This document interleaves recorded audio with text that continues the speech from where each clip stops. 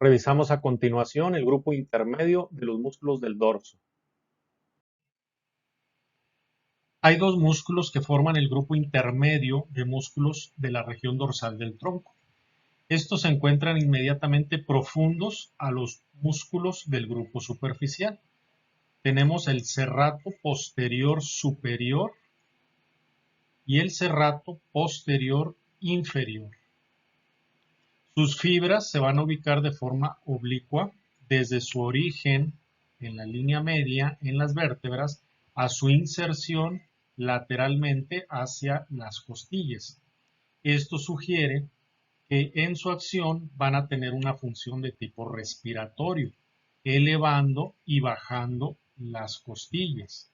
Por lo que en ocasiones a este grupo intermedio, o sea, a estos dos músculos se les llama el grupo respiratorio de la musculatura dorsal del tronco. El serrato posterior superior está profundo a los músculos romboides y el serrato posterior inferior está profundo al dorsal ancho. Estos se originan de las apófisis espinosas y de los ligamentos supraespinosos. El serrato posterior superior de las apófisis espinosa de la cervical 7, torácico 1, torácico 2 y torácico 3. Son 4 segmentos. Y menciona el libro, insiste el libro, que aquí también el ligamento nucal forma parte del origen del serrato posterior superior, cuando pues realmente es algo mínimo y solamente el primer fascículo del músculo. De ahí las fibras se dirigen de manera oblicua hacia abajo y afuera para ir a insertarse en las costillas. Podemos hacer lo siguiente: según el nivel vertebral en el que estamos, podemos descender 2 niveles y eso nos va a dar el número de la costilla.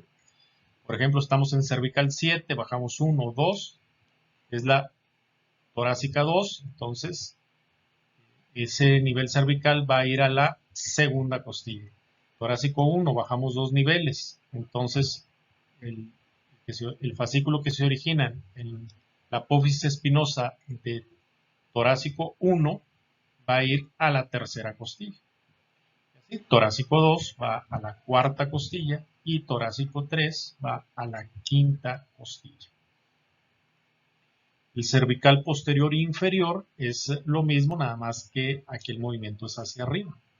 Estamos va de la torácico 11, torácico 12, lumbar 1 y lumbar 2. Son las apófisis espinosas y los ligamentos supraespinosos que hay entre ellos.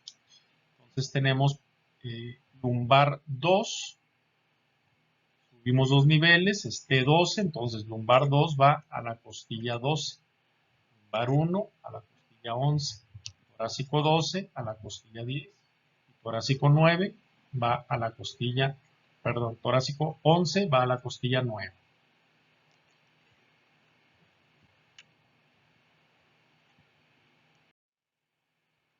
En cuanto a las lesiones nerviosas, los ejemplos que nos da el libro son lesiones del grupo superficial.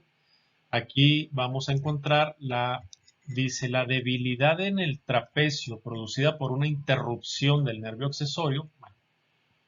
Una interrupción del nervio accesorio, eso significa una sección, o sea, un corte completo del nervio, ¿sí? La pérdida de la comunicación del nervio con su región distal. Entonces, eso no es debilidad del trapecio, eso va a provocar una parálisis inmediata si estás interrumpiendo el nervio accesorio. Esto puede manifestarse como percepción de caída del hombro, o sea, se siente que el hombro está caído o puede verse en la exploración física. Hay incapacidad para elevar el brazo por encima del nivel de la cabeza por deterioro de la rotación de la escápula, o hay debilidad al intentar levantar el hombro. Entonces, obviamente, pues son los movimientos, la función que vimos del trapecio, pues que va a estar con dificultad de realizarse.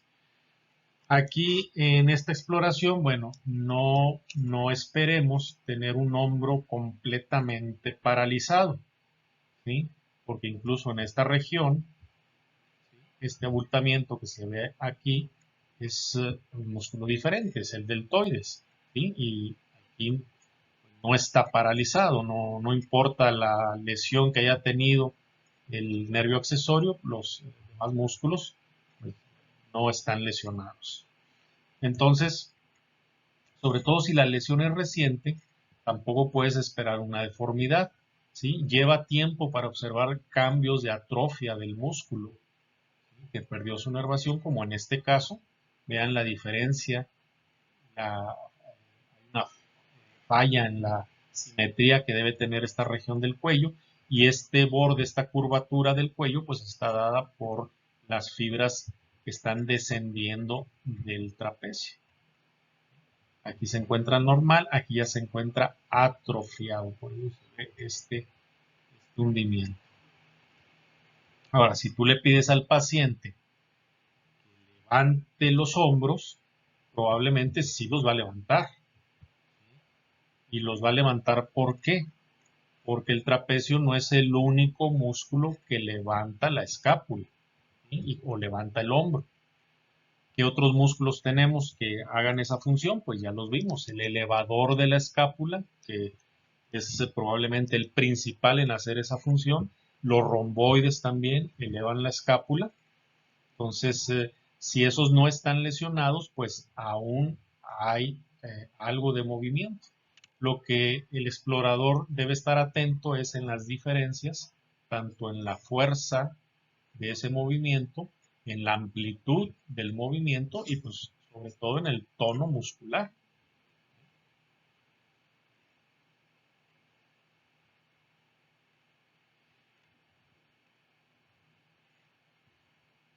Si hay alguna dificultad para llegar a un diagnóstico, no es tan obvio en ocasiones una parálisis del nervio accesorio, sobre todo en etapas tempranas. El paciente en ocasiones puede quejarse solamente de dolor y que ese dolor va a limitar el movimiento, realmente no va a querer mover el hombro, entonces ahí vienen los problemas para hacer un diagnóstico diferencial con muchas otras lesiones que pueden provocar este problema en el hombro, en la región del hombro.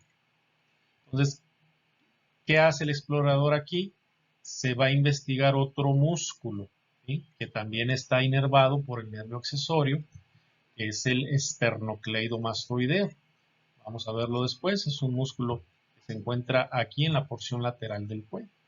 Obviamente, si hay una sospecha de que el trapecio está débil su función o está paralizado y al mismo tiempo el esternocleidomastoideo del mismo lado también presenta datos de que tiene una lesión, entonces sí es más probable que estemos ante una parálisis o un problema del nervio accesorio. Una causa muy frecuente de estas lesiones del nervio accesorio son por las lesiones por latigazo, es una causa común. La lesión por latigazo típica es un accidente automovilístico, donde una persona está, por ejemplo, en un automóvil, eh, está parado, está en un semáforo, está estacionado, y un vehículo llega con algo de fuerza de velocidad a darle un golpe por detrás y lo toma desprevenido. ¿Sí? Primero es un movimiento, una hiperextensión súbita con mucha fuerza, o sea, se va la cabeza hacia atrás y luego viene un rebote y se va la cabeza hacia adelante en una hiperflexión, ¿sí? También súbita con mucha fuerza. Entonces, esa es la lesión en latigazo. La lesión en latigazo puede dañar muchísimas estructuras del cuello, huesos, las vértebras, los ligamentos, los tendones, las arterias, los nervios, la médula espinal, bueno, los discos intervertebrales, puede provocar lesión en varias estructuras, en una o en varias estructuras al mismo tiempo, lo que también dificulta un poco llegar a un diagnóstico completo de qué lesiones se está produciendo por una lesión en latigazo.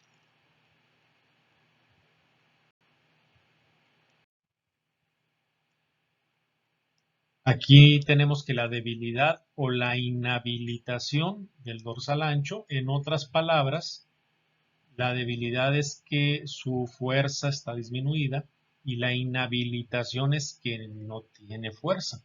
Pues aquí podríamos estar usando las palabras la paresia en lugar de debilidad y la parálisis en lugar de inhabilitación, ¿sí? Entonces, la paresia y la parálisis del dorsal ancho, y estas palabras se refieren a la función motora disminuida y función motora pues no está presente, ¿sí? Desapareció por una sección, por ejemplo, total del nervio. Lo mismo podríamos decir de la función sensitiva, ¿sí? Una disminución o una alteración de la función sensitiva sería una parestesia y una pérdida de la función sensitiva, ¿sí? Sería una anestesia, que también obviamente aplicaría en estos casos porque en el mismo nervio lleva la función motora y la función sensitiva. Entonces, esta debilidad o esta inhabilitación del dorsal ancho que está causada por la lesión del tóraco dorsal, que es el que lo inerva, reduce la capacidad para impulsar el cuerpo hacia arriba al escalar, realizar movimientos de elevación. ¿Se acuerdan que el dorsal ancho se le llama también el músculo de los escaladores, el músculo del escalador? Entonces es una de las funciones que están limitadas o que está muy difícil que lo realice el paciente. Ahora aquí tenemos un caso de una parálisis del dorsal ancho. Dirán ustedes, bueno, si el dorsal ancho está en la parte posterior del torso, ¿por qué vemos una foto anterior? ¿Sí? Bueno, porque alcanzamos a ver el dorsal ancho en la axila. Y va el músculo donde va a formar su tendón para ir a la corredera bicipital. Entonces forma parte de la pared de la axila. Y vean la diferencia donde aquí desaparece este surco, ¿sí? Que forma, este es el borde de la axila, el borde posterior. Aquí desaparece, no se encuentra, ¿sí? Y lo puedes palpar y puedes tocar la diferencia porque acá ya el músculo ya tiene atrofia. Y si a este paciente lo pones a que haga un movimiento de escalada, o sea, que se levante usando la fuerza de sus brazos, pues obviamente no va a poder. En cuanto a la lesión del nervio escapular dorsal, que este inerva los romboides, lo que podemos encontrar aquí es, hay un cambio en la posición que esperaríamos encontrar de la escápula, ¿sí? Por ejemplo, este es el lado afectado. Vean que en la posición normal, la escápula aquí estamos viendo, aquí podemos identificar la silueta de la escápula, pero de este lado la vemos que está muy lateralizada. ¿Qué ocurre? Que como los romboides están paralizados, ¿sí?